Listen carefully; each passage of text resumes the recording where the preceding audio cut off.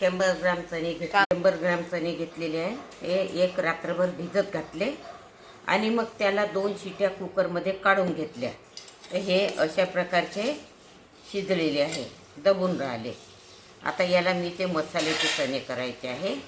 त्यासाठी हे मीठ घेतलेलं आहे, आमचूर पावडर, थोडी हळद आणि थोडं तिखट हे मी यामध्ये घालून घेते आणि याला लावून घेते. मसाल्याचे चणे खारे चणे करायचे आहे, जे आपल्याला बाजारात मिळते. बाजारातून घेण्यापेक्षा घरीच केलेले बरे. आता मी याला चांगलं हे लावून घेते मसाला.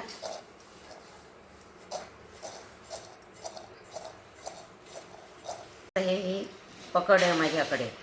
त्यामध्ये आता एक चणा घ्यायचा आणि हे पकडनी याला दाबून घ्यायचं. हे पहा अशा पद्धतीचं आणि हे वाळवायला ठेवायचं.